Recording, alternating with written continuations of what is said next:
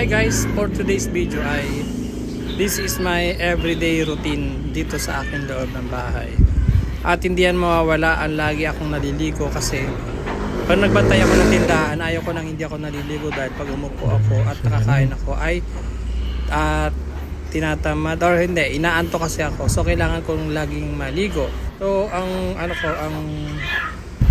business hours ko dito sa aking tindahan ay 7, minsan 7 or 8. At ang pagsasarado ko naman ay mga alas 11, kung kaya 11 to 12. Minsan nagsiselfone pa kasi ko eh. Buti na lang at sinisipag ako na maglagay sa mukha ng mga sunblock kasi tagal ito ma-expert na naman ito eh. Malaki pa naman siya. Ano naman siya facial saka pang body all basta pang buong katawan na yan. Alam niyo guys, kasi sa ako pag namimili ako kasi ako ng mga ganyan, mas pinipili ko na yung malalaki. Mali pala yun kasi minsan tinatamad tayo mag-apply eh. Sunscreen na yan, ng mga ganyan-ganyan, yung iba't ibang nilalagay natin sa mga mukha. Minsan, di ba, maano lang tayong bumili, minsan malaki yung binibili natin pero hindi naman natin nilalagay. Nakakalimutan natin o tinatamad tayo, kaya ayun, sayang yung pera natin. Ganyan ako eh. Ako, nakatipid na ako dahil malaki, di ba? Mas less, may less ka doon na mga percent, di ba? Di ba pag umibili tayo naman mas malaki, mas ano? Pero mali pala, mas magagastusan tayo kasi minsan na-expire na ako. Ang dami ko na pinagtatapon dyan ng mga products eh.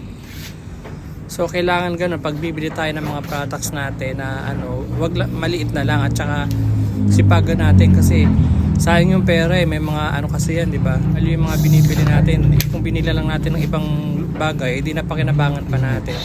So ito na nga, nag-aayos na ako ng sarili ko para pag magbantay na ako ay hindi na ako tatamarin, hindi na ako inaantok. At mamaya ay na yan, uupo lang naman ako eh. Hihintay lang naman ako ng mga bibili. Yan lang yung ginagawa ko sa araw-araw ko. At ito yung aking everyday routine, everyday in my life. So yung content natin dito yung everyday in my life. So yan.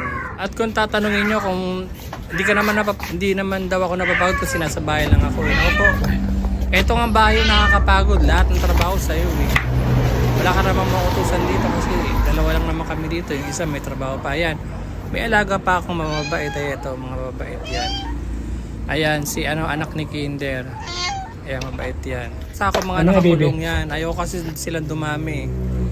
Isang babae na yun, babae na ayaw ko siya pakawalan kasi baka may mabuntis. Ayaw ko na ulit mag-alaga kasi mahirap.